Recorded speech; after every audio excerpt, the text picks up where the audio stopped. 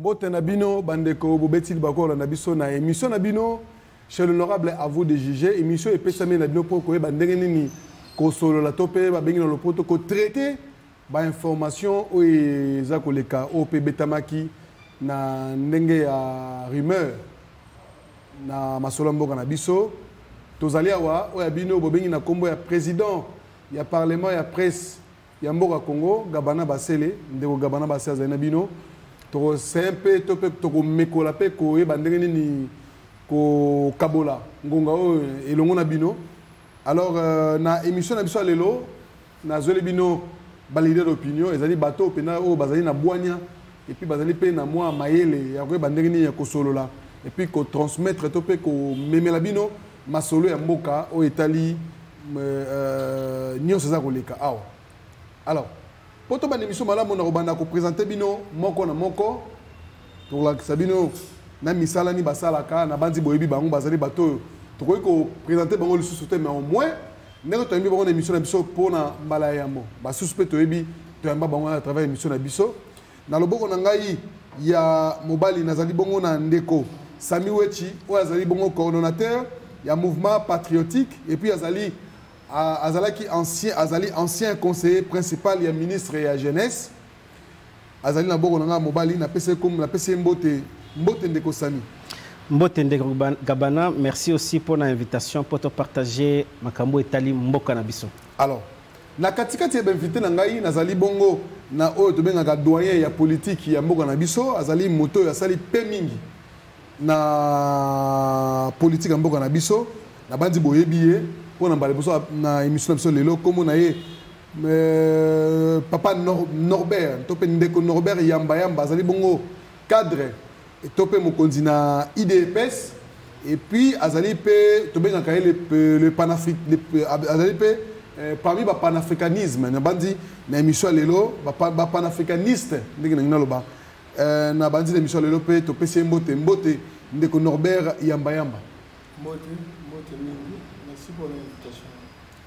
Na mopanzi na ye na loboko ya mobali na ye tozali bongo na ndeko Jean Bermas Congolo azali bongo coordonnateur général ya dynamique pour l'éveil de la conscience patriotique et puis azali président administrateur ya Grand Kassai o tomoni ba bena Kassai bandeko nyoso ta Kassai ya azali bongo coordonnateur ya lisanga na bango to pise mbote ndeko Jean Bermas Congolo.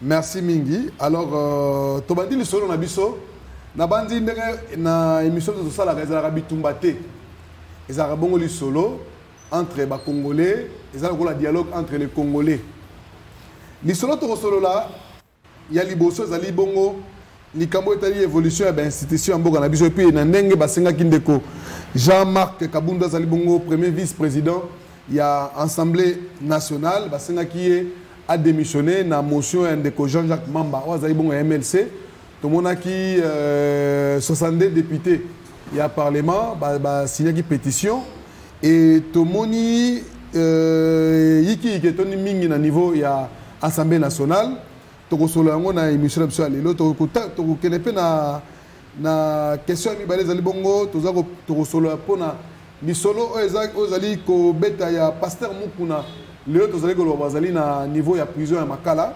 mais to bossa na peut-être que ndeko Mukuna apportaki plainte na ancien chef de l'État to bengi sénateur à vie na kombo ya Joseph Kabila.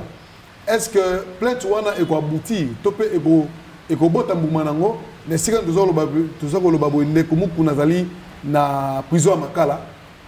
Est-ce que plainte wana eko aboutir et puis surtout to la dit sous bien na ba institution surtout la dit na constitution mboka na biso na article 12 ezakoloba que Congolais nyonso azali lolenge ba Congolais nyonso bazali nde balobi tous les Congolais sont égaux. Est-ce que na plainte wana salaki eko aboutir na quelque chose? Est-ce que Baroben Sandeko Joseph Kabila wana ezali motuna mibale ya misato tozali bongo ko solo la makabo etali ba institution bandeko bele balobi que il faut chef de l'État Félix Antoine Tshisekedi a Kweisa topé à l'alisa gouvernement parce que le gouvernement ils allaient souffrir, ils ont un handicap makasi.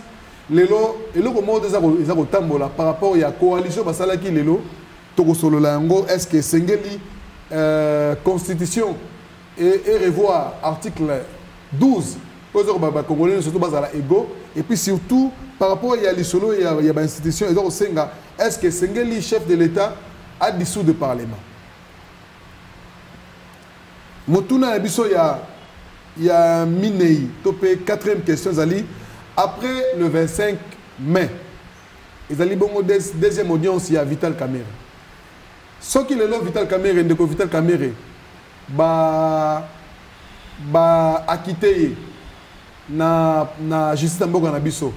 Est-ce que espoir ils allaient sous Bolingo Vital Kamerhe na Félix Antoine Tshisekedi, na ndé ba travailler na présidence. Est-ce que Egosimba les sous wana ezali question to clôturer mais avant to bande émission to beta li solo ya coronavirus o to ebi poso mi balé mobimba c'est to ba sanda mi balé mobimba to za na confinement bande ko bele bazo beta misala ezali susute bato bazali ko potana esika lini to lo mero e ko te za ko tate ni kama coronavirus bande ko bazana kati ya bopito bazali ko réclamer que depuis Makamboye bandeti lelo solution malonga ezate et belé bazala kato bopito wana bazala bango na maladie te to solo lango awa na masolo na biso émission ya lelo na pesi sous merci na bandeko bozo okazo na biso na pesi merci na ndeko Adolphe Chimwanga azali bongo DG ya Chat TV esika to sala émission na biso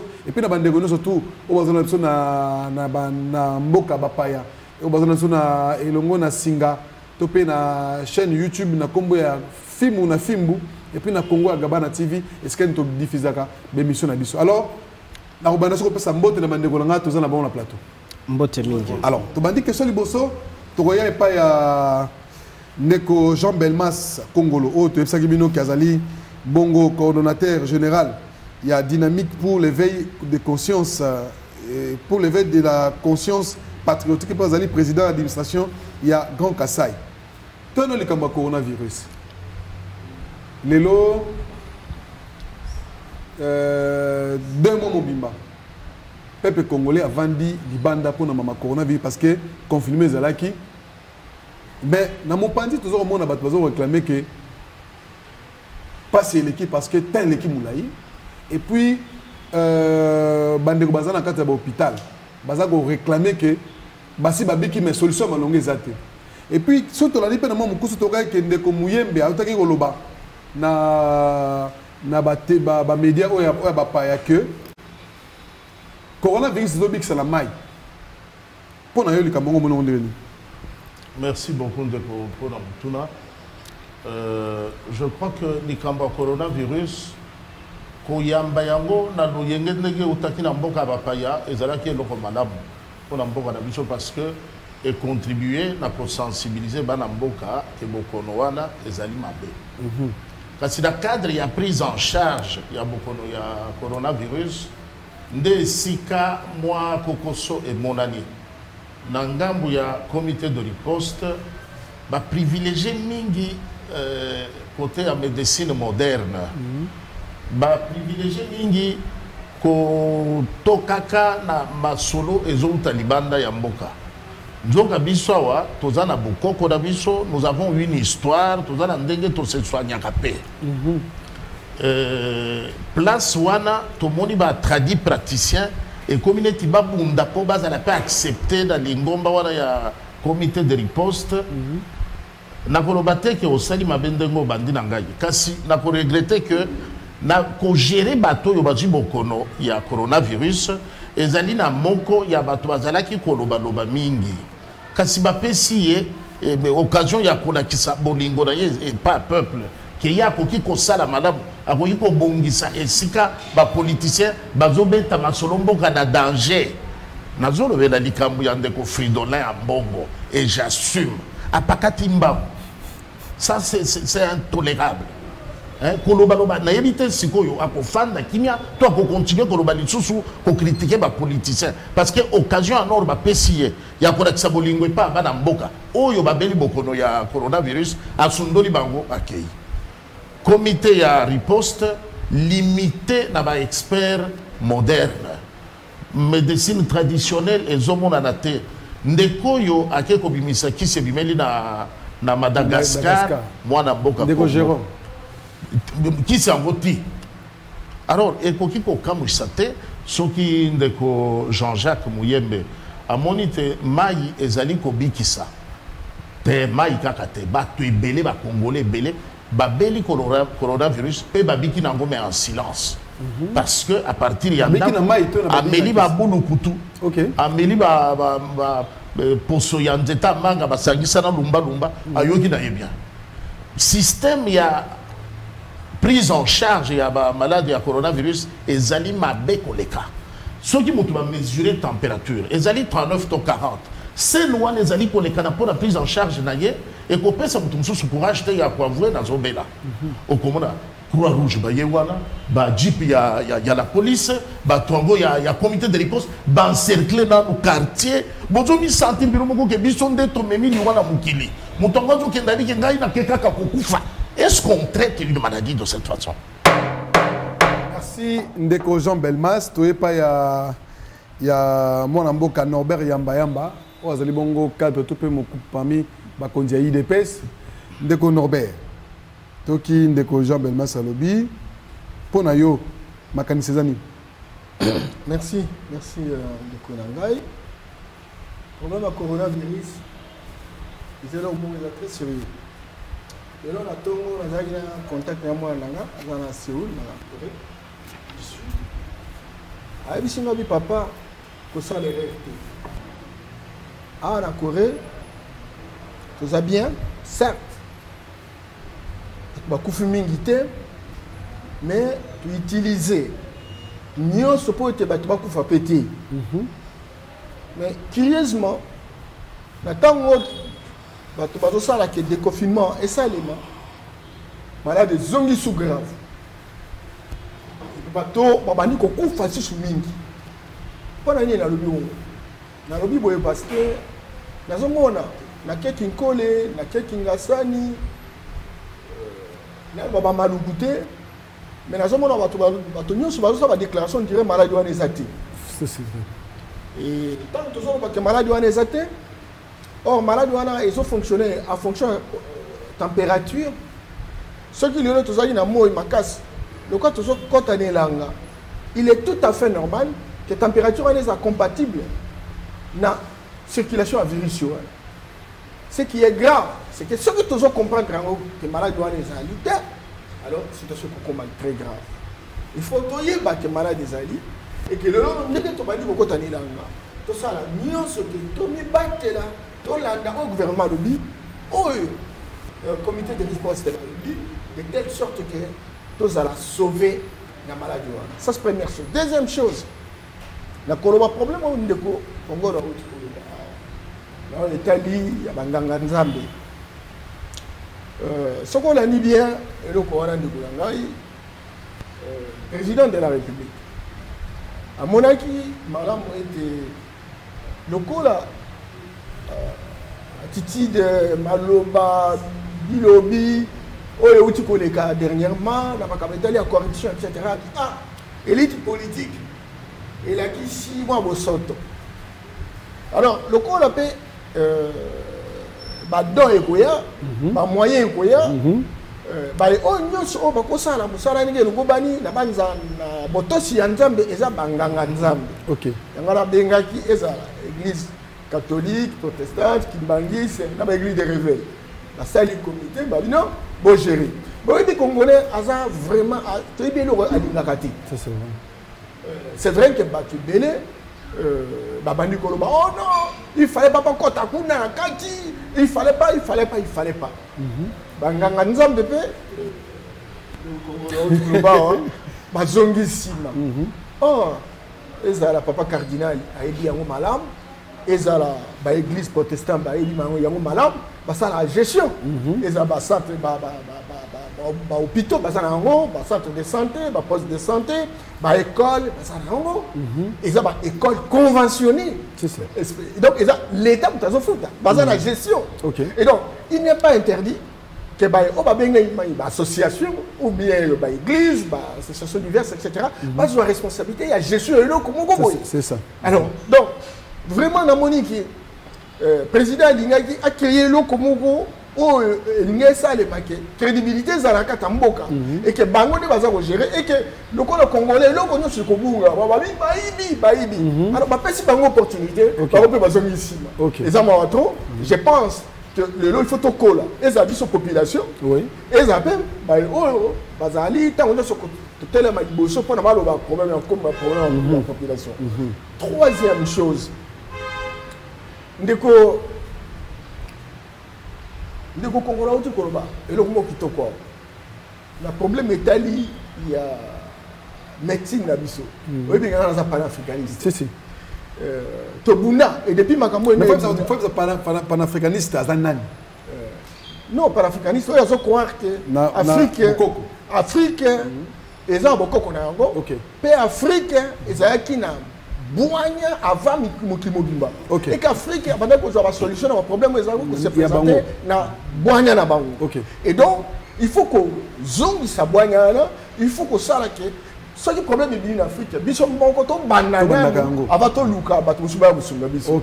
Voilà le panafricanisme. Cependant, Tolobaki et Tolobaki en Goliboso. Et que maintenant plus que jamais, na ndenge que mon délai. Aza na agenda na ye aza na biloko ya ye aza ko prévoir pour na biso ebi situation autobili réduction ya population etc. Ils ont ça les malabakisi ils ont ça les vaccins etc. Ebi que lelo oyo il y a 350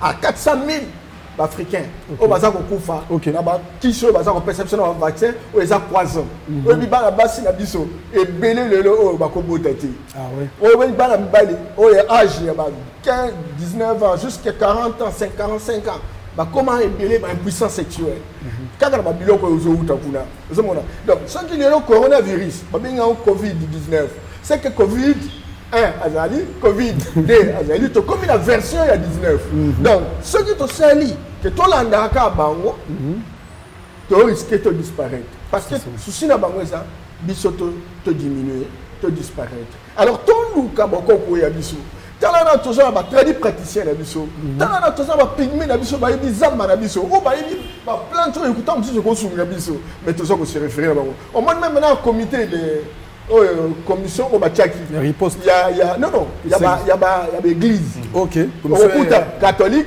au Kokuta protestant, au Kokuta musulman. Mais l'église de réveil Bazali, l'église au outil Libanda. Mais l'église n'a pas l'église traditionnelle, l'église ancestrale, Bazako Sobango, Baché Bango na Kachite. Or Bango, na monaki, Basaki réunion Bango.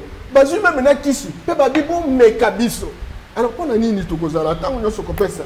Biloko uti libanda importance o ya biso to uti yango importance ke na banza ke na zolo ba. Merci. Alors tu es pas les patriotes Sami Wechi na banzo ki maloba bande konde balobi makanisi zani.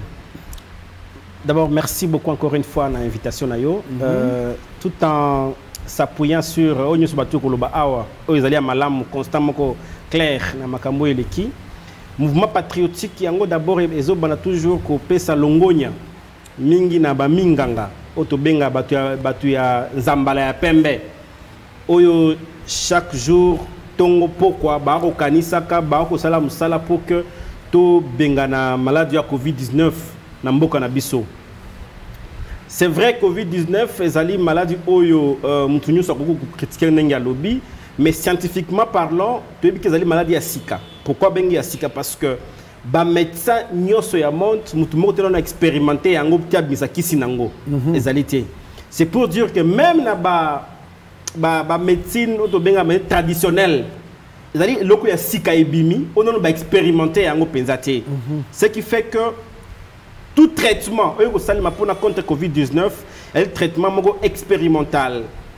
On mutu nyoso pesa mayele na ye, il fallait ko yokaye pour essayer un peu de tester ce qui est simba parce que nous sommes simba attends le chloroquine le ce qui plante Artemisia avec Jérôme nous sommes le test clinique au bas d'où je m'appuie na ma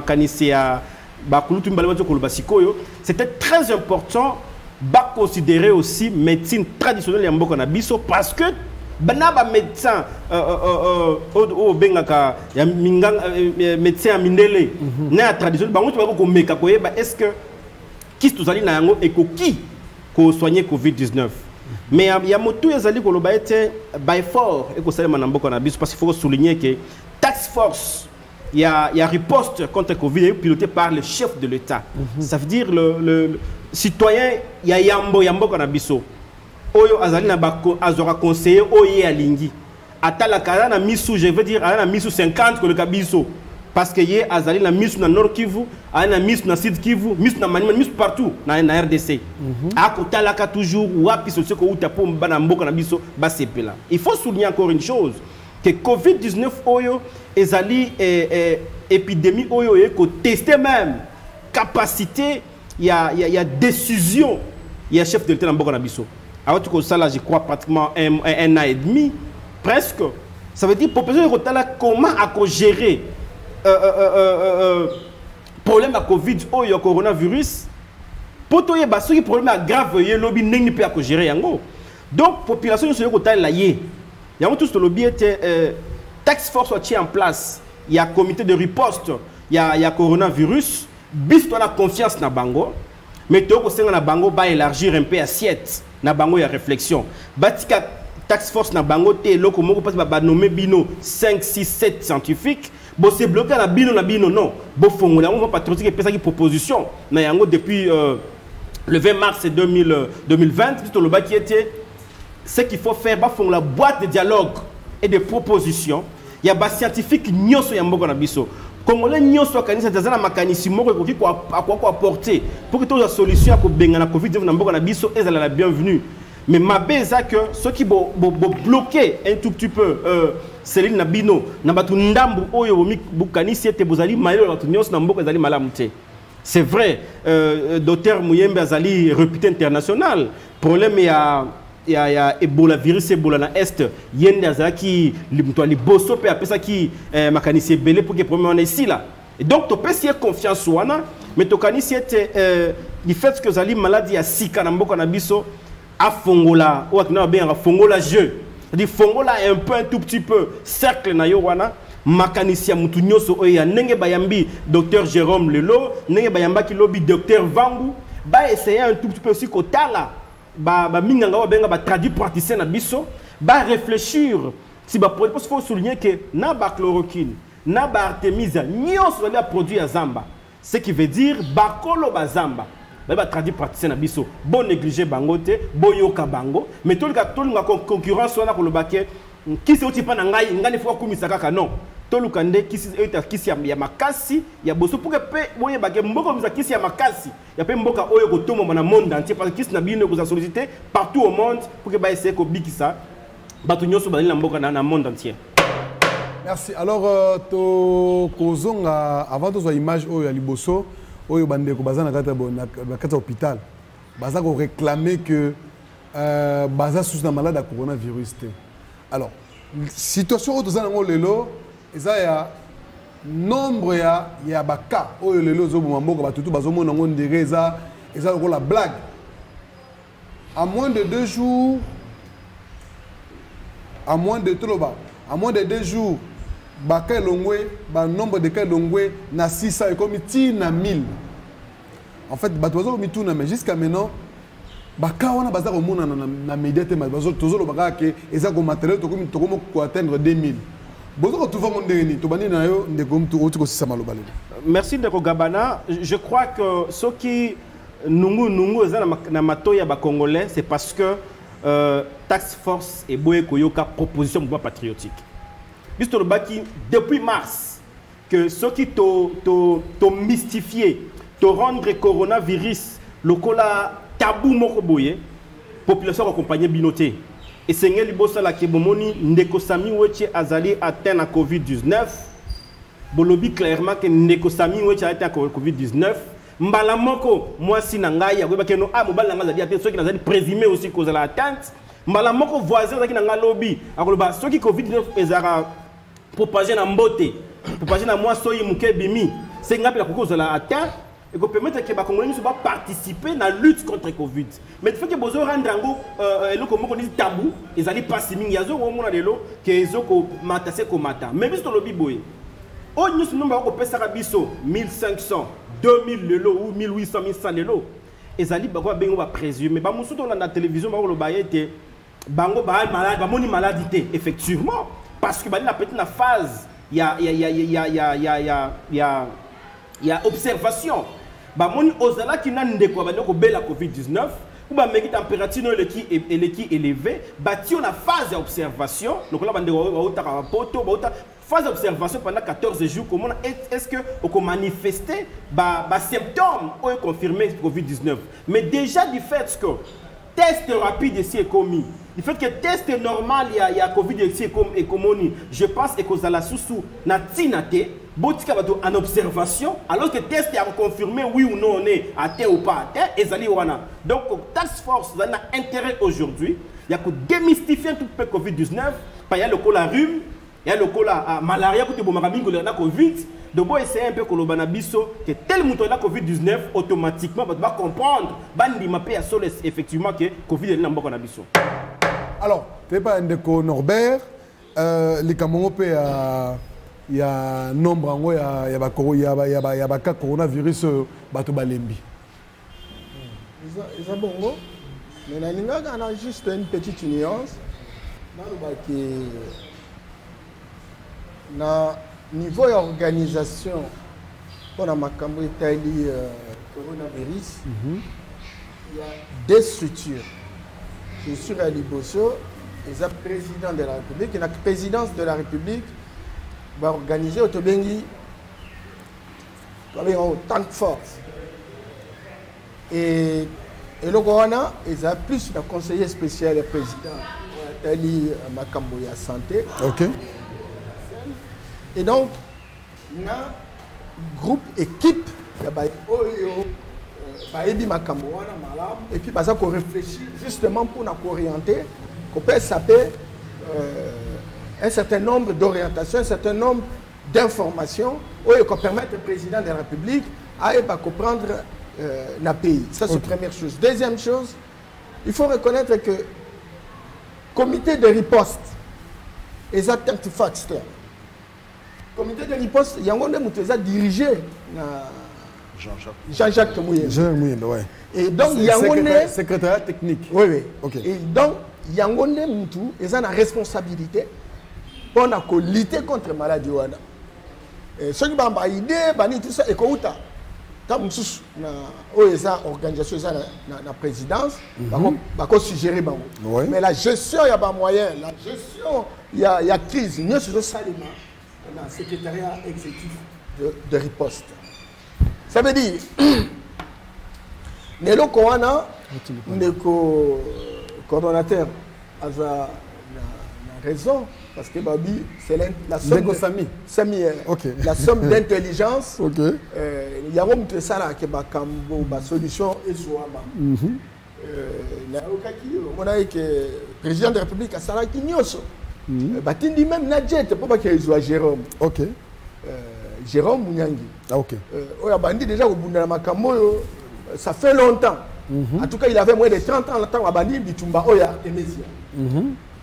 Aïe, certainement, Azaki reçu dans le comité de riposte. Mais à continuer pour Nati, c'est très important. Mais Azan a tant de force. Azan a président de la République. Tourner la question, PCP, conseil, etc. Et là, on a regretté moi mon cœur, tant aux Azagouzois. Nombre de malades et Ernini à Kobanda. Parce qu'il y a une question pertinente, non, il faut un essai clinique. Alors, Talaka Kisi, pour ça, l'essai clinique, tant où ça, la peau et puis, et puis,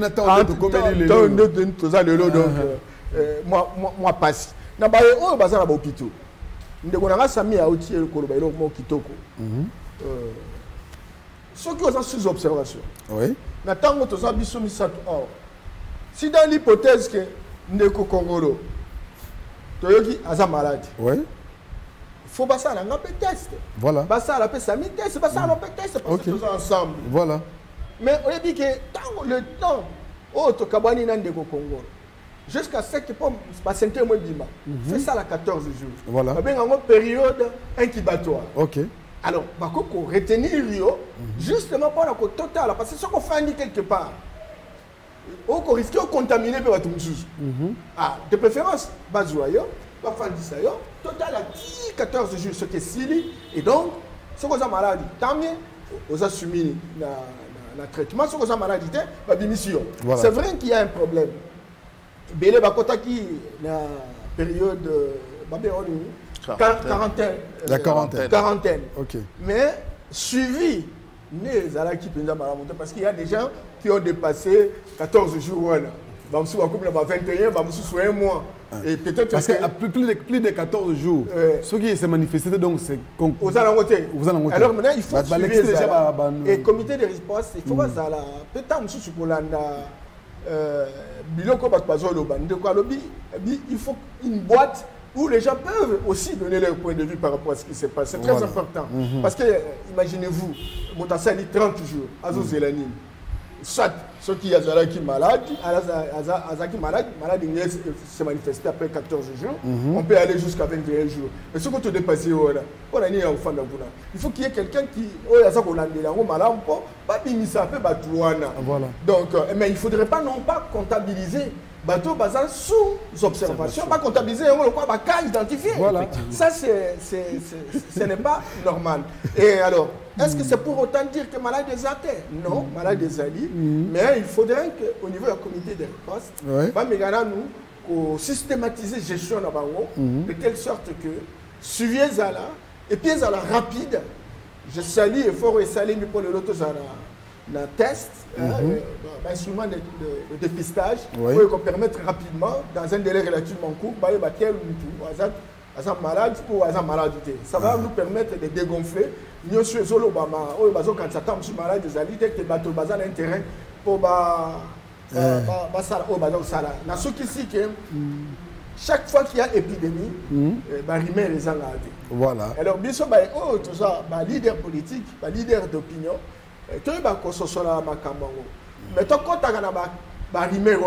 Voilà. Imaginez-vous,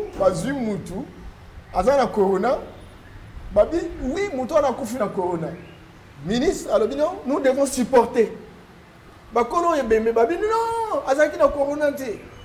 Pas supporter, pas une liste de telle sorte que va gagner bon.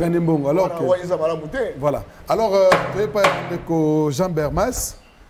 Ok, togi ndenge ndego yamba utukoloba. Là, on go baxana mon c'est pendant 1 minute 30. Merci beaucoup pour 1 minute. Les alliés ndenge na yo ya conseil de justice, d'accord? Mais 1 minute na yo ya moi mais tu rajouter par rapport à ndenge bango ba tu rajouter 1 minute 30 on peut te baxer. 1 minute na koloba boye. Voilà. Ezali ya solo bokono ya coronavirus ezali. Bokono yo soki bozweli yango penda ba précaution te ekoboma.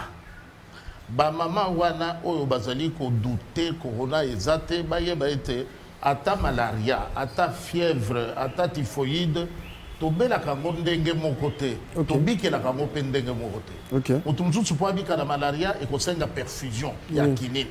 Mutu mususu akomela ya mbuma, mutu mususu akomela de bakisi ba antipaludéen normal, omoni pe atelemi. Voilà. Alors ezate po yona no beli coronavirus te. Aucun danger parce que le fait qu'il y a côté dans mon tour que corona ezate ne okolo pas na yo aucun kota na bana ya leki ko yambi bango donc okende kota na maman kulutu aucun ko yamba bana na ye o panzi yango na désordre parce que yo moko na conscience que beaucoup no ezali ezate. Voilà. Alors ngana koloba na ba mama oyo bazongi bate coronavirus ezali nde ba il faut ko kangela na ndako bango wana. Bato yo Jean-Jacques Muyemba ndimelaka biso watondimi boya ko pesa vaccin il faut modèle. Ok. Alors, moi, 1 minute, on va te citer. Merci beaucoup. Alors, tu as la deuxième question. Le problème, c'est que Jean-Marc Abound, Jean-Jacques Mamba, à cela qui motion et puis le pétition plus de 62 députés. Et il y a MLC, il y a IDPS, il y a FCC. Bah, ça les pétitions pour que Jean-Marc Abound a perdu place wana. Yo zali quand même mutoyo o ebindenge ben si c'est tambolaka. O trouvons d'abord ndengeni. On a trouvé yango ezali une aventure de mauvais goût. Théâtre moko ya mabe acteur ba yebi ba rôle yango ndenge ba jouaka yango te. Hein, baza ko sambri na revêter masolo nyonso. Yo on consali sa pétition le lot aux jeudi. Pétition ba commis yango le lot jeudi, yo yambaki yango lobi mercredi. Ozomona soni te na ba jadi na ngopé. Hein? Ozomona te za soni. Pétition bazo comme jeudi, donc jadi na sa yambaki yango mercredi. OK. Dans les akaba. Ayebi samso biso to condimenter l'institution na biso ba kotia moto kuna po azali na conscience, azali na maîtrise, azali ko intérioriser ba obligation na yek. Qu'est-ce qu'on attend dans Moutouana pour Namboka Nabiso? Ezate po aza magicienne, to azalaka ndoki, to ya komona mukanda ba kokomando bi yo yambi yango lelo biloko wana to boye. Mais ndenge nakati il y a IDPS to moni parmi les 30 bon, dans la famille politique na bino na section na bino ya cash, parmi les 32 députés il y a parti wana to moni 30 baza d'accord, mi balé ba d'accord. C'est comme si IDPS on dirait bozana. C'est comme si cache les gens la tiraillement de ficelle. Merci beaucoup Motunawana. Na kotike landeko Norbert. Ngai nazali de PST, ngai nazali proche du peuple. Proche du peuple. Donc ngai nazali tshisekediste, nazali de PST. Ah, tshisekediste. Alors différence ezali que mais Kabound pas tshisekediste. Bozaka mais il y a azali na UDPS azoto sa oyo elobi règlement d'ordre intérieur, statut, ba décision ya ba organe biso ezali pensée, vision, orientation, il y a leader maximum. Alors pour Jean Belmas, ils allaient au Golandere moi Kabal mo basali contre Jean-Marc Kabound. Ezali lokola moi Kabal te. Ezali buzoba ya batu bayebi na bango batindi bango kosala bayebi te me bandimi kosala. Siko baye kosala e bimisi na poisa na batongo batindaki bango.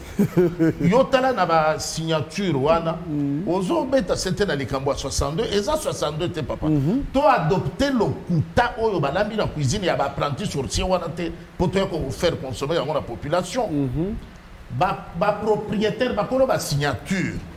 Bino bokomi mukanda na Kisasa mutu confinement ekangeli na Katanga a signé pétition wana.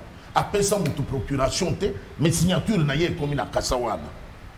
Eza soni. Ndeko moko awa na Kisasa atika na koyo katani kambo ya pétition te ke bazo sala boye na boye.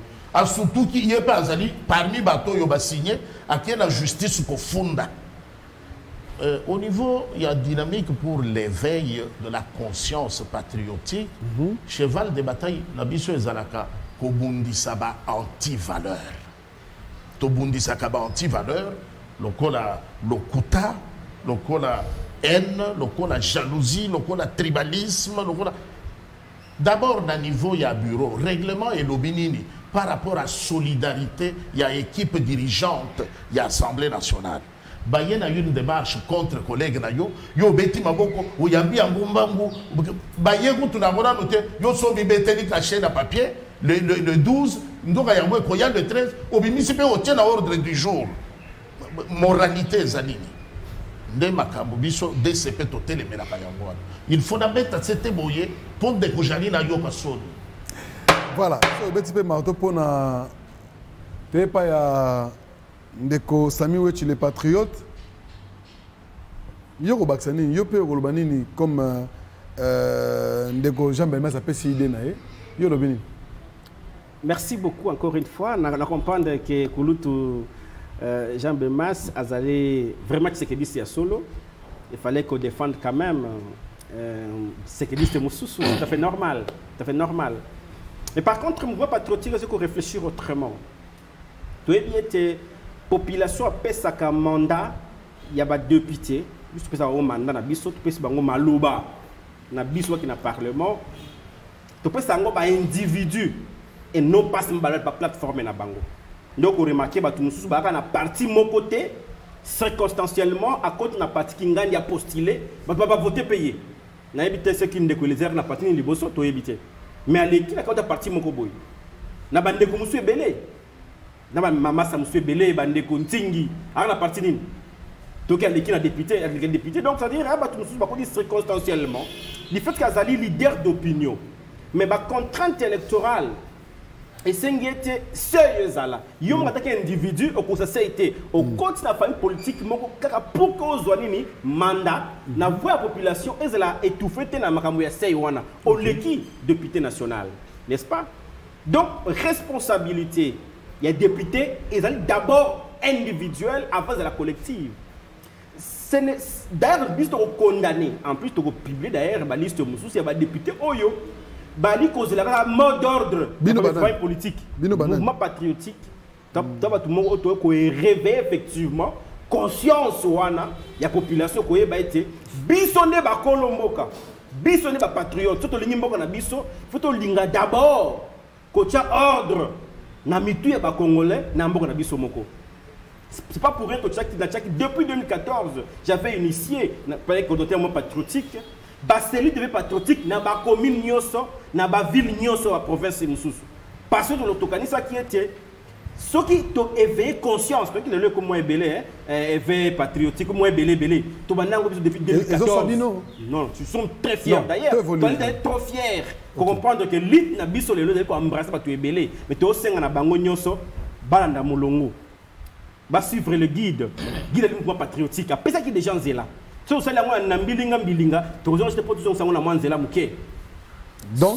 donc je vais dire cela, je vais dire, ceux qui députés, aux alliés à FCC, aux alliés à UDPS, aux alliés à la Mouka, mais au moniété comportement, il y a vice-président, aux alliés dignité, aux alliés libres, au-delà des décisions, il y a parti na bino.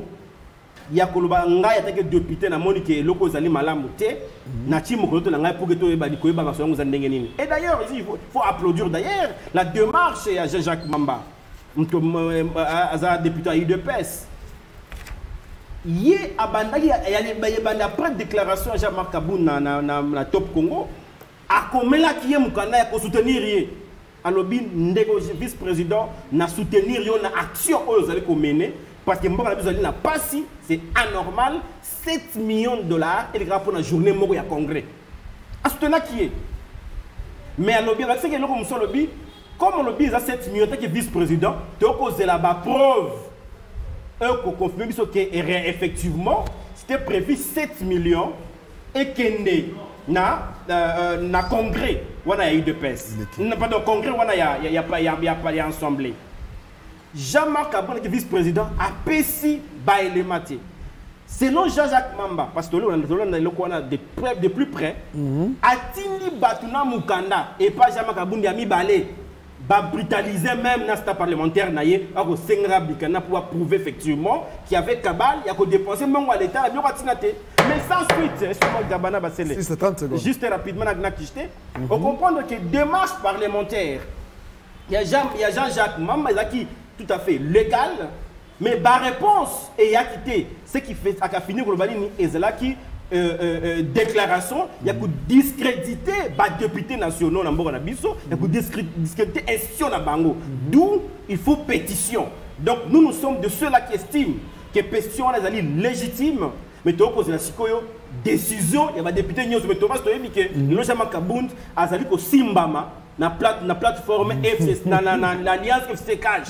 Fait que la majorité, pour éviter ceux qui ont commenté que l'on a mais c'est la banque mis sous ma casse, ceux qui passent l'ango malamouté, moi patriotique aux charge. Merci Ndeko. Que peuple qui va député vous allez digne vous allez député na biso. Merci Ndeko. Ah, aux 2 minutes mobile. Alors tu peux si 4 minutes na Ndeko Norbert Yamba le panafricanisme, mais le panafricaniste. Ah mais il y a 4 minutes parce que vous avez. Je vous en prie. Je vous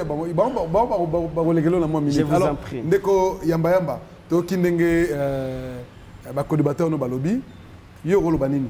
Selon ma kanisna. Première précision, Jean-Jacques Mamba a passé mot de place à Azali. Azali dépesté.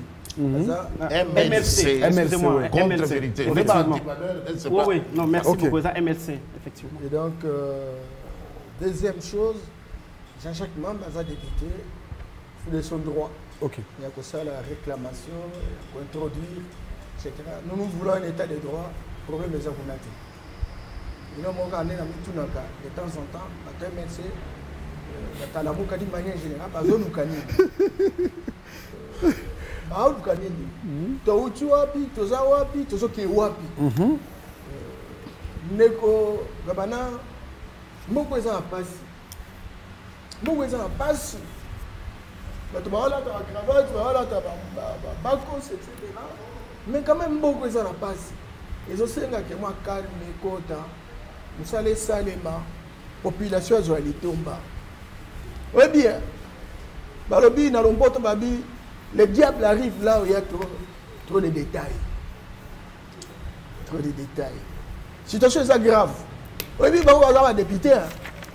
Député rôle non seulement qu'on fonde la loi, mais qu'on contrôle le gouvernement. Ma maison les kanamboka oyo kutu okokondi madi. Ba détournement yebele. Est-ce que moi ba député ba bengi ba ministre avec une grande capacité technique, il y a un erreur au ministre pour corriger ma démission. Non. Et alors, tout ça, le gouvernement à coalition. Et tu le parles. Imanaye, Renaissance Aye, Vita, Mazem. Tout ça, le Komoko. Tu dis, bon, le col en mot qui est en difficulté. C'est que tu as tous ensemble. Ok. Oui. Kaboun aïbi le côté. Oui, bimoko. Tu as collé en hôtel, tu as salué tout. Madame Boko, tu as mis comportement à Batou. N'a pas congrès, n'a pas comme ça, manalon coucou. N'engi bayo kanaki. Na bato moko pe bazalaki ya bato ya FCC bazalaki na bazalaki bato ya FCC ke bazalaki bato opposition ila muka bazalaki kutu na réunion. OK. Et bazalaki réunion na pour osani. Alors Jean-Marc Makabound aza représentant de l'IDPS sous base d'une coalition. Et ça ils a cadeau qui tout ça une coalition, tout ça le quitte. On est président de la République, premier ministre à la FCC, et puis bon, président assemblée, et puis tout ça en coalition, vice-premier président, tout ça une épaisse. Et comment on est dirait le mot chantage? Moi, je dis que non. Tous les banques de décision. Moi, je dis que alors, pas qu'il y ait un beaucoup, pas qu'on place à ça, pas qu'il y ait un peu pas baligny. Voilà. Non, je m'excuse beaucoup, c'est très important. OK. Et donc, moi, je dis que mon modèle, la vie est même dans ta famille. Attends, moi, je suis dans un bureau. Je suis dans un bureau. Je suis dans un bref. Je suis dans un tala. Je suis dans un souté. Ils ont raté. Parce qu'ils ont des pèses. Le col, on dirait ça dans la famille coalition. On dirait coalition. Tout ça, ils ont mis thématique. Nous sommes ça, nous sommes état de droit. État de droit, nous sommes salés là. Mais nous sommes bannés comme état de droit. Bazaka na magie de cache-cache, belé. Imaginez-vous, il dépèse. Non. Biso moko baoluka moto bango mbalingi. A représenter il dépèse na kata parler on a kata ensemble ils a bien été. Kabunda Zahara, c'est vrai que ce qui est réalisé, la structure, il y a conseil, il faut ça. Parce que quand on est un homme d'État, il arrive des choses, il y a des nuances qu'il faut introduire. Est-ce que c'est pour autant que ça, le document, et où tu as MLC, la Mouka, il y a un MLC, il y a beaucoup. Et pourtant, moi j'ai beaucoup d'estime et de considération pour Jean-Jacques Mamba. Il connaît que je l'estime beaucoup. C'est un garçon intelligent. Ce n'est pas que Boyibé a un pouvoir. C'est comme ça, tout ça ma solo à la tête, tout ça ma solo mboka ils ont kufa. OK. Mboka ils ont kufa, élite politique ils ont comprendre place dans tous autres candidats. Tu ne dois comprendre que bato FCC tam sous masala la babilo ba bango parce pas mazana. Mais ce que bato la muka ba yel sous pour ma baby ça davantage alors ngala bi place ni tous autres candidats. Parce que la politique est née na mona. La mona batalamuka ebele basala na FCC ancienne formule. OK. Babana kozwa bango na pete. Et puis politique on ils ont continué tilelo. OK. Ils ont continué tilelo. Je suis spécialiste des droits. Pendant comme expert, non, il faut arrêter ça. Ce n'est pas comme ça qu'on va redresser le pays. Moi, je pense qu'aujourd'hui, plus que jamais, génération, modèle, tout ça, Sami, responsabilité, etc. On a besoin d'une élite responsable, intègre. On ne va pas continuer à avoir des pseudo-intellectuels politisés. On en a marre, c'est pas sérieux. Ils n'ont pas donné le résultat ce qu'on attendait. Personne ne peut prétendre d'avoir être intellectuel ici dans ce pays. Ce sont des abrutis fondationnels. Je me suis beaucoup, je retire ça, mais je me dis qu'il faut que le moment arrive pour avoir la coalition.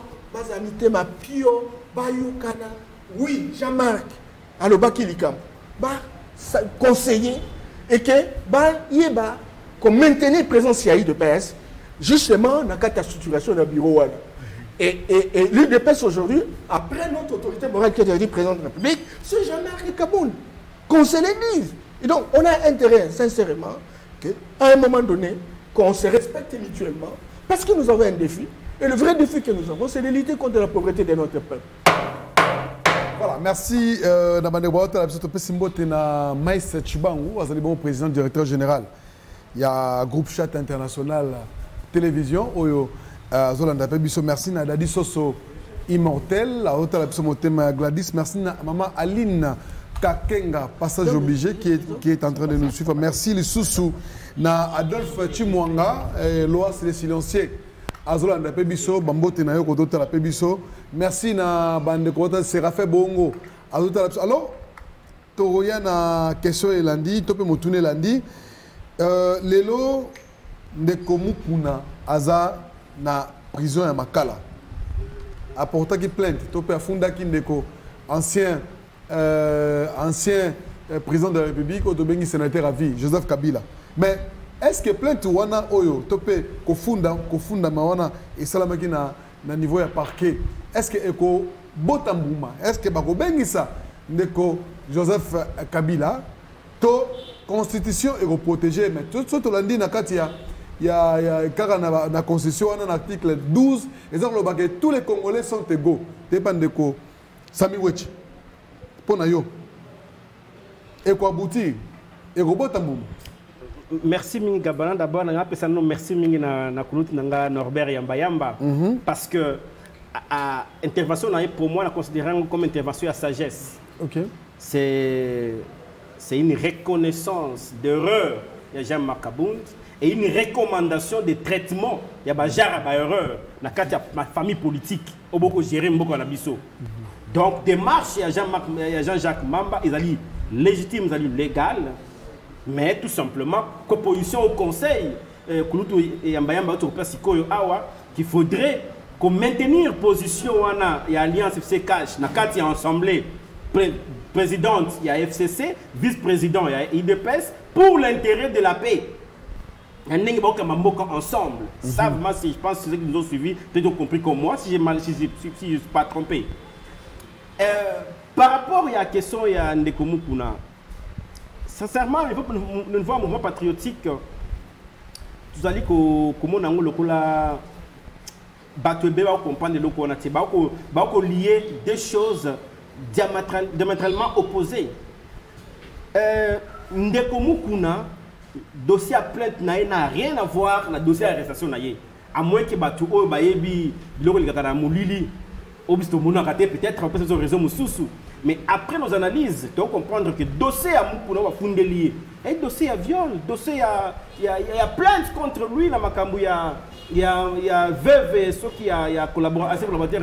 Pasteur Kantia. Voilà, qui n'a rien à voir avec plainte contre Joseph Kabila. Et il faut souligner, moi je dis ça aux gens à haute voix, que ils allaient plainte à Libosoté. Tu te rappelles, moi, vaste blague, Nandekomo na limité au Tchangou, j'espère. La plainte mo tambola ba réseaux sociaux, tambola ba médias nyoso, plainte contre Joseph Kabila. Tu vois yango depuis là. Non, la plainte contre la plainte. Candidat président de la République après qu'on retire bordaye mo quoi a postulé tout le monde a foutu un mongo ya sénité. a bien retiré en haut comme acteur qui tombe histoire là. Donc plein de je sais il y a un des communs qu'on a juste qualifié en haut le coup là. D'abord il y a virage à 180 degrés. Il y a peuple de comprendre en haut parce que c'est hier la campagne électorale awa ne communs qu'on a qui représentant c'est pas patron la campagne de Kochadari na l'église. Toi bien clairement. À ce revirement stratégique on ne sait pas comment l'expliquer. Le loi comique au finga comme pas possible. Non, Tony Bobiso, est-ce que Eko Botambouma? Non, là on répond pas comprendre. Moi historique amké. Bon comprendre que plainte on de comme kuna sali to bien comme le cola une vaste blague. Pourquoi une vaste blague? Parce que azongi na mibeko ya mboka na bisoté. Ne kurutu ya mamba to lo bango a to na état de droit.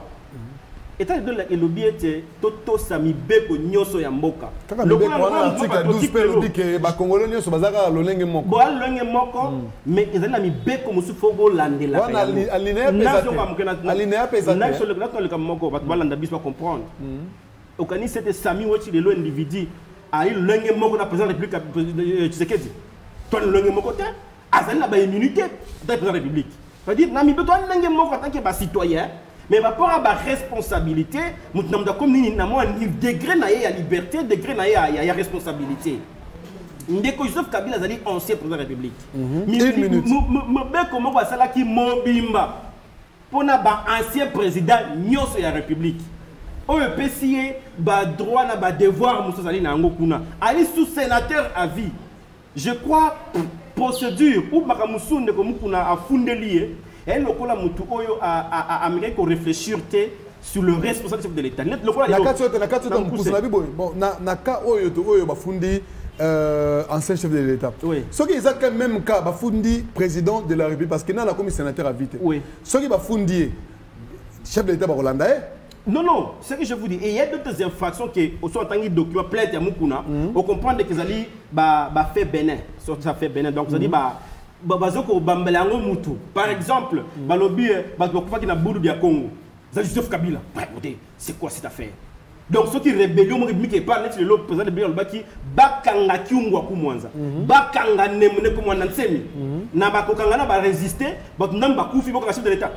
Ça c'est n'importe quoi, il y a face blague. Ya to bi na biso boye, so boko salaka buzz. Bo salango na makana biso ya musique, makamuna biso ya football. Politique ezali na ba norme nango mususu. Ce qu'on sait la politique, il y a la buzz. Souka nango de mona to na makala bongo parce que la politique tous les coups sont permis. Donc je suis sûr et certain que ba fenyo so mukuna a essayé pour expliquer na plainte na ye ezali ba fait moko au bambango ndeko Joseph Kabila parce que avec le chef de l'État na mboko na biso non et j'espère bien que même après président Tshisekedi on va faire ventiler muso abimpe le solobi. Voilà, merci. Voilà.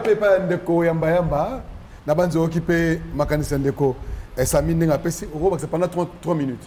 Non, je voudrais simplement dire que le Kosami a raison, mais déjà que dans la Bible, quel est votre aujourd'hui? Rose a déjà chrétien pendant 50 ans. 50e année, au Bakisi Kamboula, moi, vous avez une jambe de tête, vous avez chrétien. Vous êtes chrétien? Quel est votre aujourd'hui? Lobby, c'est qui si machada. Parce que c'est un modèle, etc. Bon, pasteur, à principe, la place, pas l'église, etc. Alors, est-ce que vous avez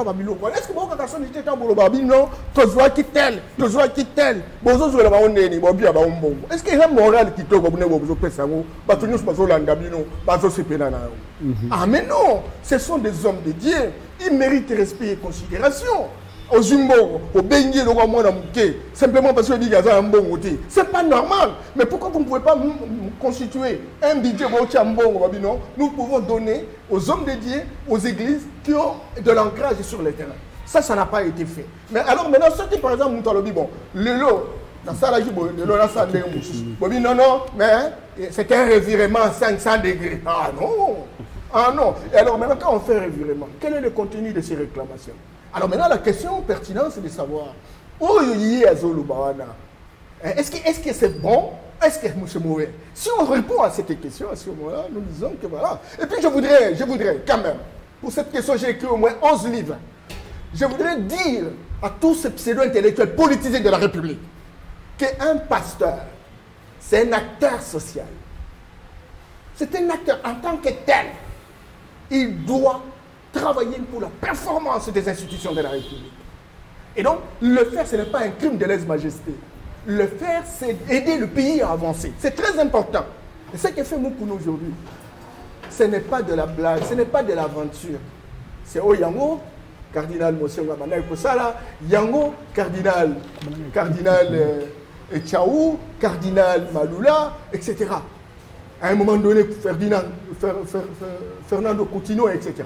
Donc, il ne faudrait pas vraiment qu'on focalise l'attention sur des choses élémentaires. Parce que non, Moukouna a été avec nous, mais Moukouna... Écoutez, mais bon, Katoum Bazari, hein, papa? Katoum Bazari, chacun a qui n'a eu de paix, c'était sur le Bangoudi. C'est sûr. Hein? Et bon, aussi, et Bela Batouana, comment même la Mouka Bani, tout ça. Et Bela Batouana, non, on va battre sur le barreau, on a une carte. Tu as sur ma caméra. Auto se kota katamboka. Moralité fanda. Parce qu'il y a un peu de mamboka. Oui, bien, nous avons zolo balolo oui. Oui, na mambo na bibo. Ya mama ya gao. Et puis on se là, ya mama, mutazo sunga. Et que kole ke liboso. Yo sko sombi. Ozo mamboka. Oyo yibimbo. Et puis oyo au somba. C'est pas non. Ça n'est bien. Vous avez la gêne. Le pays est en train de disparaître. Vous avez une responsabilité. Il y a un défi du siècle. Les pays seront recolonisés. Ceux qui continuent comme modèle. On est dans une situation d'embrigadage. On est dans une situation d'incarcération. On est dans une situation d'emprisonnement. On ne comprend plus rien. Non, il faut dégonfler les tensions.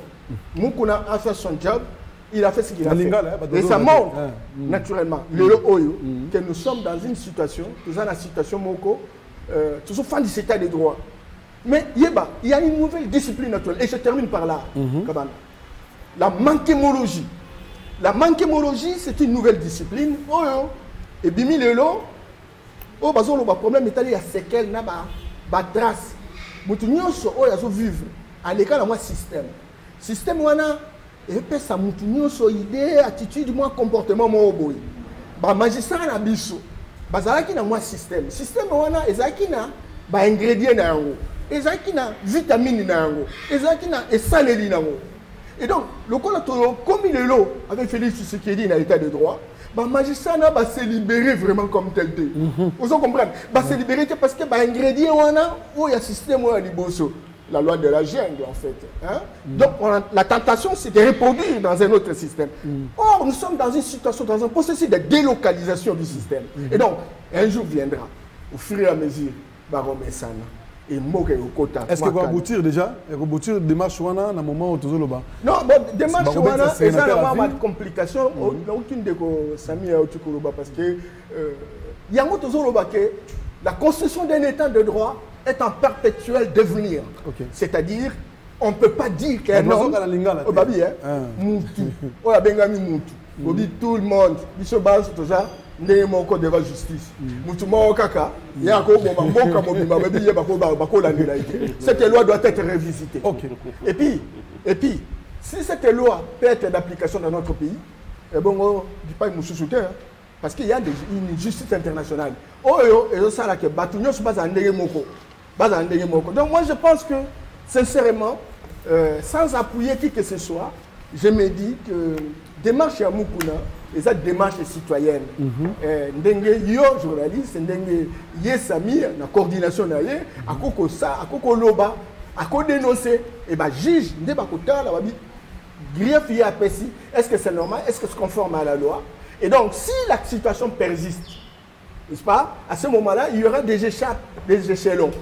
Peut-être que tu réussis dans le peut-être qu'il faut que des côtés sous pour la réclamation, etc. Donc, démarche en réalité, compte tenu de la loi Nabiso, ils ont permis de traiter parce que, imaginez-vous, il faut tout un congrès pour décider sur ce qui peut arriver justement à l'ancien président. Ça devient un problème un peu gravissime qui sort de l'ordinaire et qui visiblement ne fuse que dans un état de Gondwana en fait. Merci beaucoup. Alors, tu n'es pas Jean Benmas, Nabandi Oyoki, Nenge Makanisia, doyen Yamba Pessi, Togi Pepa, les Patriotes, Samuel Tchapessi. Alors, on est au Pessa.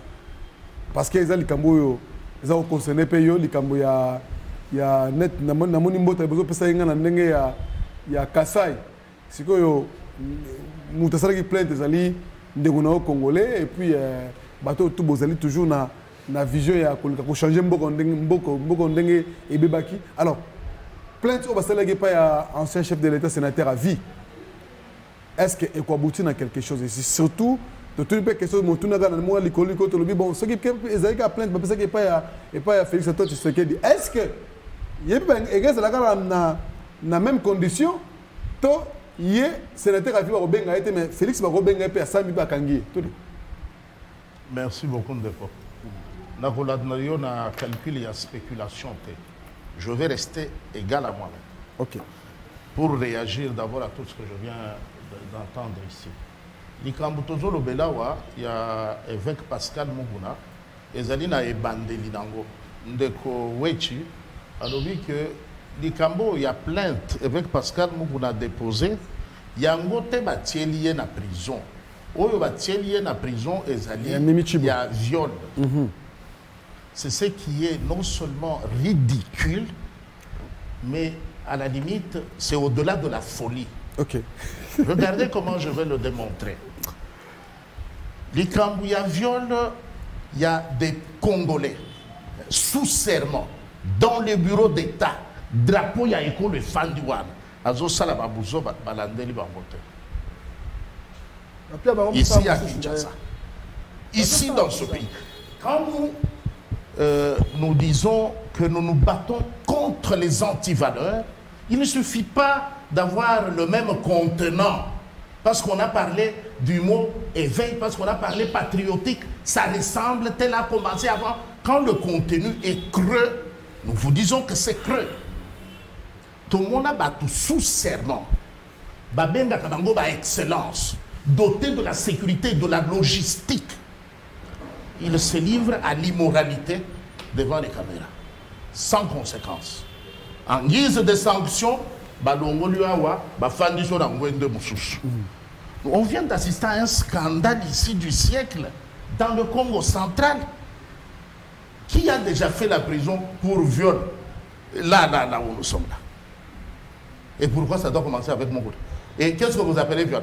Je vais intervenir au moment la première fois, la deuxième, la troisième, la quatrième. Parce que Yambala Liboso, maman waram toke koluka pasteur. Yemoko alobia a télémi une de ake koluka pasteur. A sololi na pasteur. Alata kindenge nini. Il faut bailler biso. A se maquiller kindenge nini. Et puis on a osé dire ici que c'était une femme du prophète. Mais quel sacrilège! C'est de même pas connaître la personne. Il faut parler avec un peu de réserve. Soko yebili kambo na mozindote. Zala na mo bokebi que de faire des affirmations gratuites. Mais bon, Chiba vous suppose que babada ki moto. Maman wana ke yiko kotisa mutu na libala ya prophète Nkancha. Prophète abatu na mwasi na yena bana. Yo, outil na mercenariat sexuel na yo, oye ko déstabiliser foyer Yabatou, tu sors de là avec une grossesse, Dieu seul sait qui en est l'auteur, ou attribue à qui tu veux. Mbala Liboso a cueilli cop et pas ya évêque. Yo loko loza pasteur na bango, salelanga cop opesanga bikanda ya lopango. Comme ça, que l'évêque Pascal Mukuna chasse l'épouse légitime et les enfants pour héberger une makangu. J'assume, je suis président du conseil d'administration du Grand Kassai. Mbalaya Liboso et Souki Nandengedini. Selon Ye Mama Wana, la supposée femme mariée, la supposée victime de viol, va violer, va payer $150. Na évité qui est le violeur, ou il a violé, a celui qui a foutu victime. Tout le monde y a pour la première fois dans beaucoup. Va violer, va payer $150 à Zongi. Deuxième fois, bourreau na ya bengi li sousou. maman yo a consoata matin ya tendeke la kana ki première fois tellement mbangu dans salon de coiffure bongisa suki a sokoli alati voisine de fisanga 5000 na zokende soki basili se ko violenga na koya kozongisa ye wana na moto tie pa ya évêque. Elle revient de là et coquille. Babengi troisième fois, Yewana Bangwa la timini. Dans l'obi pesa $10. On a eu la carte ce qui viole les Syriens ça. Et vous nous entraînez, nous ici, pour qu'on parle de cette immoralité comme acte de viol. Il faut qu'on sache un peu à se respecter. Voilà. Moukouna est victime de ses opinions. Ok. Moukouna est victime de ses opinions. On a vu pasteur Moïse. Pasteur Moïse Mbiye, balanda qui a makambo, il y a viol. Seulement la différence est que maman Eliane, c'est une jeune femme. Azana nous a venir liboso na ye, azana ndaku ya ba parents abota botate. Alors, il était parce que a côté sa plainte contre Moutouté. Ok. C'était pour faire le pont entre la prétendue raison du séjour de Moukouna à Makala et la virtuelle raison officielle de son arrestation. Non, non. Moukouna est arrêté. Tout ça, on se côtoie, on se la catholique ensemble. On parle. Il ne faut pas venir ici parce qu'on est sur le plateau, commencer à faire les choses comme si on tombait du ciel. Au moins, 30 secondes. Ok. Alors, aujourd'hui, pour savoir qui a mis Moukouna en prison, toute la trajectoire d'ailleurs. À l'équina émission Boussolo na politique. À l'obini Nikuna, n'aninde à contredire yé. Parce que les mêmes causes produisent les mêmes effets. Na Boussolo na politique, va mettre qu'il solo y a viol. Té, car citoyen comme on a, bien qu'il y a ça déjà la prison, bah effet ils ont continué, bah émission, bah zo kanga, bah zo annulé, bah contrat y a bah tout. N'enge moko, les oiseaux de même plumage. Ce qu'on a dit ici à propos du Parlement, c'est parce qu'on n'a pas touché l'épine dorsale du problème. L'argent. Pourquoi Kabound a-t-il dévoilé le montant de 7 millions? C'est pourquoi on a vu le tohu-bohu au Sénat, avec le président du Sénat. Quand Mama Bijou est allé toucher honneur, l'air Maman Moya, Simbi Moussissa Yalikambo, Mbongo. Au Sali Société Lobby Lobiawa, capital social $2 500, où il y a 11 millions, balobaté.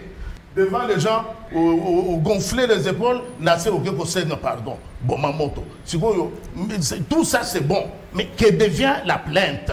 Quel est le sort de la plainte? C'est ça, je crois, sans il y a question na yo. Plainte au Yomukuna a posé, sort nango et zanines que Kobotambouma. C'est dans l'intérêt des Congolais que plainte wana ebotambouma awa au lieu que de kobotambouma ou to contrôler la justice internationale. Ok. Alors merci à Bandeko na banzi boki to tikal kaka na 5 minutes mais question na bosepela mingi Bandeko to répondre kaka na 1 minute. Alors le long de Vital Kamerhe za na emprisonnement na kati ya Makala balobi après le 25 mai deuxième audience na ye soki lelo ba quitter avenir ni ndrope salelo avenir politique ndrope sa na Vital Kamerhe na Félix Antoine Tshisekedi est-ce que bolingo wana kozala kaka baza na présidence ba mibale est-ce que ekozala kaka esengeli ba panzana to ba continuer ti mande kosila ndeko Sami Wechi 1 minute 30 secondes rapidement pour l'élégance à débat 1 minute 30 secondes Nana souligner quelques éléments parce qu'il faut souligner que problème 1 minute 30 secondes rapidement ndeko Tshisekedi la ndeko IDPS ba pesi ba élément mais au comprendre que kulutu yamba yamba no bak a conclure le mala makasa conclure nangu mais ngazo ngamken kulutu yamba yamba ozali panafricaniste ngazali unificationniste soki doko tambola na mboka ya bakam ngai nazali IDPS na kolongwa te attention il faut servir mboka ngazali FC na kokende kuna te ezali pasi mingi pour na mboka na biso yango biso to lobaki on a félicité l'idée ou l'idéologie Koloba Front commun pour le Congo. Pas comme un groupe politique, non. Nous parlons de l'idéologie, l'idéal. Rappelez-vous, qu'en 59, il fallait fonds commun des Congolais à l'époque. Ça veut dire Lumumba, Kasavubu. Qui m'a le poteau, et d'abord Moussou Soana, Bayokana, comme Lukofi, Babengana Belge, comme ceci là. Fonds commun pour le Congo. Ndeko Kabila, on peut tout dire, mais Ndeko Kabila, Kanisa qui était bas Congolais ensemble. Ndeko Norbert Yamba, Azali na IDPS. Mais Azali, Mayele mingi propre solution les Kambo Italie économie en mboka na biso. Oli Mr. Senga na directeur Adrien et puis na PDG na biso ba ko deux attendre en effet de 5 minutes parce que tant comme mon cousse émission comme moi elengi. Na no koloba ete Ndeko Kabila ki na idéologie koloba ete Ndeko Yamba na IDPS. Mais Azali Mayele propre solution les Kambo Italie économie en mboka na biso. Ndeko Yamba mboko eza biso nyonso ya ko pesa mai ezali débauchage ya mbongo te. Il y a des débauchés, il y a des Congolais ensemble. Ça a toujours le Congo ya malam. Depuis 2003, 1+4, Abengi Bemba, Abengi Azarias Roubert et les autres, tout ça impliqué tout le monde. Ça veut dire l'unité fait la force. C'est ça l'idéologie à front commun. Donc moi je pense que en tant que unificaniste, en tant que patriote, il y a malam ya kosala les aliko unir ba Congolais autour d'une table. Le cours de l'état actuel, peut-être c'est qui dialogue kinini. Alobi nali président Balouba te, nali président ya ba IDPS, président ba Congolais nyonso. C'est le front commun des Congolais. Abel na Fayoulou, opposant numéro 1 na yazo boyaye, tout travailler ensemble. Donc na mukuse le makambo etali ndeko Kamere. Je compte le bango chaque fois biso moi patriotique ezali na justice. Mbamona na glissé le remuqué président d'administration à Grand Kassai n'a rappelé que justice nous sommes en biso lelo depuis le 24 janvier 2019 ezali ko la prononcer au nom du chef de l'État. Le soir quand mukuna lelo juge Joana oya audionaki mukuna poitiers na makala asala ki au nom du chef de l'État. Ce qui veut dire chef d'État a dit mutu oyo alingi état de droit et ça manamboko na biso. Soit ngaki muku na pona ngaki état de droit et zala ya solo. Ce qui oboye loko wana ça veut dire ozali mutu oyo ozali à la contre il y a vision, il y a chef de l'État alingi état de droit et ça manamboko na biso. Est-ce que tolo bakelelo et quoi avancer? Je suis sûr et certain. Nda na makala de l'eau déjà. Bako travailler bako juge wana juge nae juge principal nae ali ko rassembler ba éléments pour yoka ona opa pesa etumbu nae ko la prononcer au nom du chef de l'État ceux qui peuvent condamner Ndeko Mukuna. Je pense que président awa ko bana biso awa que chef de l'État kombo nae et baby soit ali a solo tali droit solo mboka biso e bandi. Alors toi pas ya Ndeko Jean Belmas to suke pas ya Ndeko Yamba. Alors Jean Belmas ok, il a fait cesser à lobby. Merci. Moi, nuance moquée.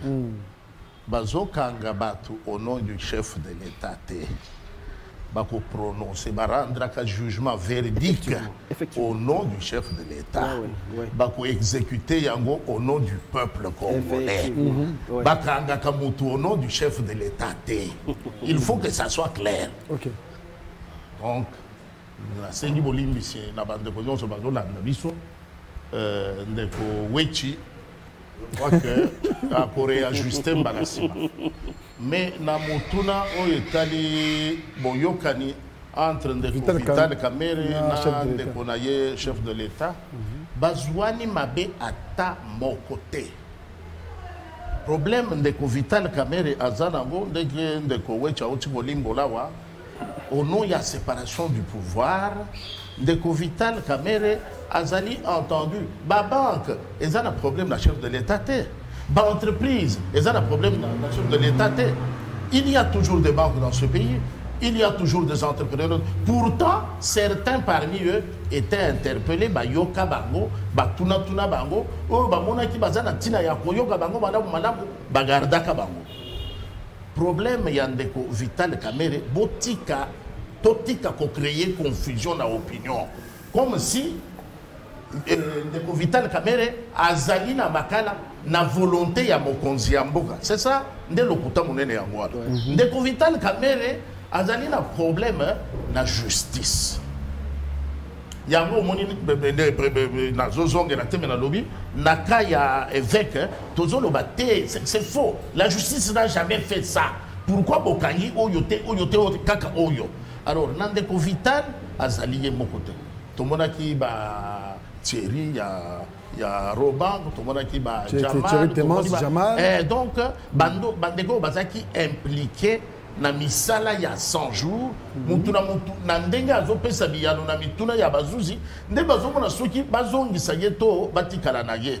Alors kobima na ye kuna soka silisi makambo na ye na justice aza na problème tenant de konaye partenaire na ye politique Félix siko tokomona ke totuna soki ça va ou ça ne va pas ndenge bango bale baza na problème te.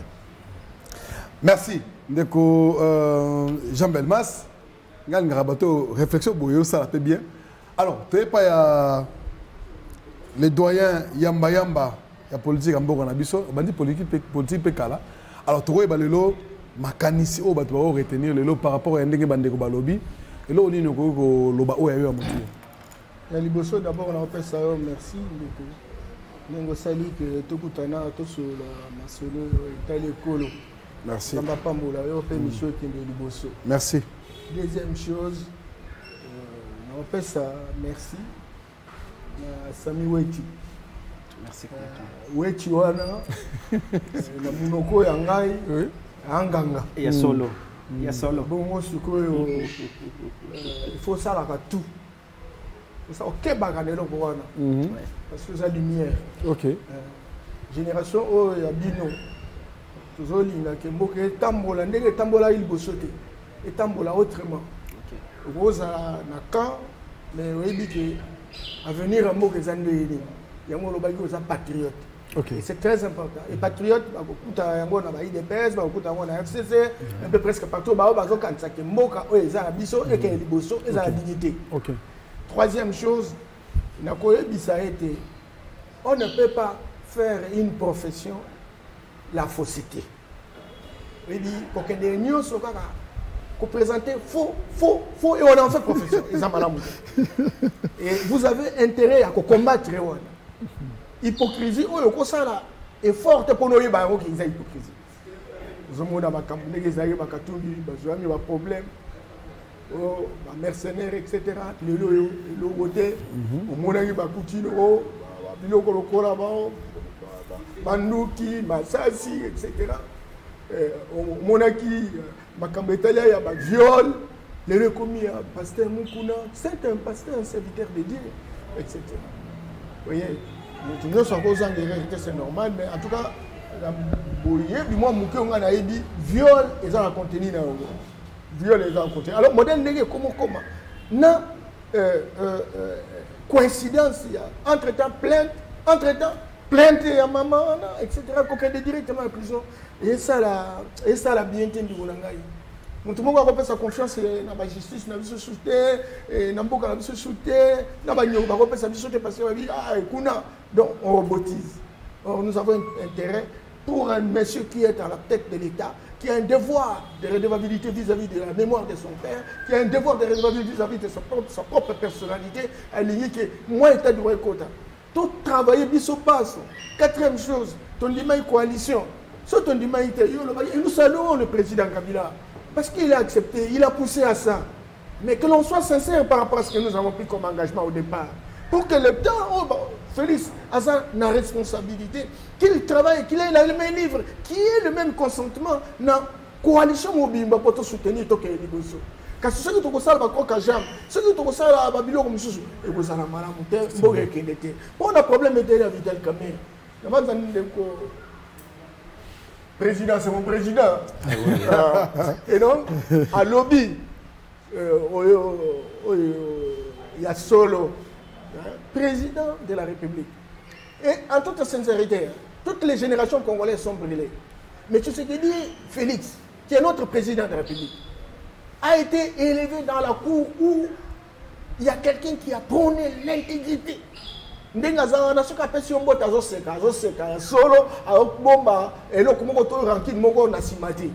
Sincèrement. Et donc, il y a Vital Kamere Bayokanaki, bien pour Bassa Moussala, ensemble.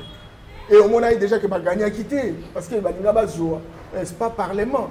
Vital aurait pu être Premier ministre. Mais il a eu la volonté. Il n'était pas obligé de prendre Vital pour que directeur de cabinet. Et donc, il a pris Vital parce qu'il lui fait confiance. Mais il faut que le peuple soit comprendre qu'il y a une chose. Il y a le gouvernement, il y a le président de la République, mais il y a aussi des projets. Tangoana, il y a eu un projet de 100 jours. Projet, ils allaient ensemble des ressources humaines, ressources financières, ressources matérielles. Mais il doit y avoir quelqu'un qui assure la gestion de ce projet-là. Et celui qui a reçu mission, c'est Vital, au-delà de ses responsabilités administratives. Alors maintenant, quand Monique m'a interpellé, et donc lui qui avait un droit de regard par rapport à l'opérationnalisation du projet, après ça m'a élément, va retenir le coup. Donc c'est un problème judiciaire. Le président est le plus malheureux parce que l'un de ses collaborateurs le plus immédiat n'est pas là. Et donc la justice va faire son travail. Raison pour laquelle Vital le connaissait, qui n'a pas de problème. Il a demandé, même les médias et Bazalawana, parce qu'il ne se repose de rien. Alors pourquoi on doit pouvoir prévoir, programmer une rupture? Il y a IDPS, NAINC. Non, il ne faut pas ça. C'est un problème judiciaire. Dans le cadre, il y a un programme. Vital était candidat président de la République. Mais il a un chapitre dans son programme contre l'impunité. La lutte contre l'impunité. Moi, il y a président qui se dit Basangani va prendre en haut. Lui-même, il a fait beaucoup d'interviews par rapport à ça. Alors, si la justice veut voir clair par rapport à un certain nombre de choses, je pense que ça va de sa vision, ça va de sa volonté très volontariste pour que le Congo soit bien géré. Donc, il faut Toti Kamakamo et Rolobakino, Félix Azasima, Félix Azaboye, Azaboye. Now, tel comme on est là, comme on vous avez montré le président Salaki déclaration, par exemple, dans Kisangani, il y a quoi faire. C'est moi, il y a les réseaux sociaux. Coiffeur, on a président Bino à la présidence. Mais on est coiffeur, on a Kisangani à la présidence. Et ça y était basé comme tout le monde, à ça qu'on ressemblait à comme la présidence. Est-ce que le président le bien comme non, la Salaki Yango. Vous avez dit donc, tout ce qui est ce qui confiance, c'est entre Batu, Moussa Leko Salemate. Et je termine. Ce qui est vital à réussir, à quitter, ce serait une plus grande victoire, Yakash. Parce qu'il va dédouaner le président de la République, il va dédouaner sa propre personne, il va dédouaner l'IDPS parce que tout le monde dit 38 ans, etc.